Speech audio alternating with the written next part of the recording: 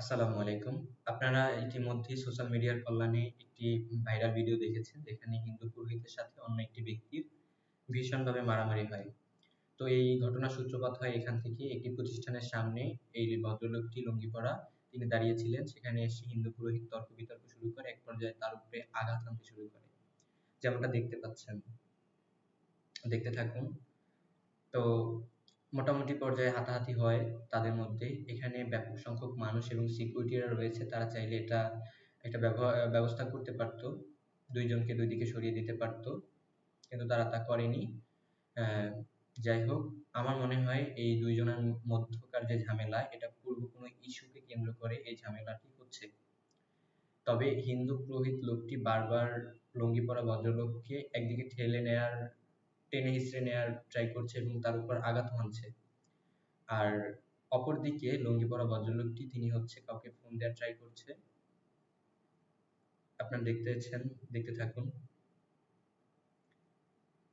এই এই যে পুরোহিতটি জুতো উঠিয়ে ভদ্রলোককে একটি বাড়ি মেরে বসলো, যা পাবলিক প্লেসে খুবই অপমানজনক। তো তারপরেও লুঙ্গি পরা ভদ্রলোক ধৈর্য ধারণ করেছে, ধৈর্য রেখেছে। ফোন দিতে চাচ্ছিল, কাউকে ফোন দিচ্ছিল, কিন্তু পুরোহিত লোকটি বারবার তাকে টেনে হিঁচড়ে একদিকে নিয়ে যাওয়ার ট্রাই করছিল, যেমনটা দেখতে পাচ্ছেন।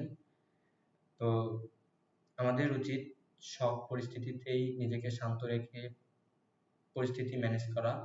এভাবে উত্তেজিত হলে নিজের ক্ষতি শুধুই। আপনারা দেখুন পরবর্তীতে কি হয়।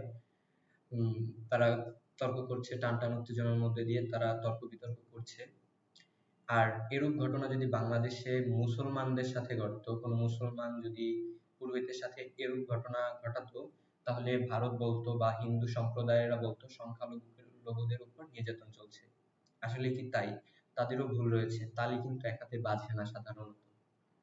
আপনারা দেখুন, এই পুরোহিতটি তিনি খুবই অ্যাগ্রেসিভ হয়ে ওই লোকটির উপর আঘাত শুরু থেকেই করেছে। তো লোকটি বাধ্য হয়ে তিনিও পাল্টা আঘাত করতেছে। আপনারা দেখতে পাচ্ছেন যে জাগিয়ে একটি আছাড় মারা, এটা আমরা সাধারণত বক্সিং খেলার মধ্যে দেখে থাকি। কিন্তু পুরোহিতটি খুবই ভাবে আহত হয়েছে। আমরা তার কাছাকাছি যাওয়ার ট্রাই করতেছি। আশেপাশে অনেক মানুষ, তারা চাইলে এই পরিস্থিতি সামাল দিতে পারতো, কিন্তু কেউ কারো বিপদে এগিয়ে আসেনি। আমরা দেখতে পাচ্ছি হিন্দু পুরোহিত খুবই আহত হয়েছে। তার গলার একটি হাড় ভেঙেছে, মেবি আমি রেড মার্ক করে দিচ্ছি, ঠোঁটও ফেটেছে। তো এই পরিস্থিতিটা আগে থেকেই সামাল দেওয়া যেত যদি এখানকার সিকিউরিটি বা অন্যান্য যারা রয়েছে তারা যদি এই সমস্যার সমাধান করার চেষ্টা করত। এই ঘটনায় আপনার মতামত কমেন্টের মাধ্যমে জানিয়ে যাবেন। ধন্যবাদ।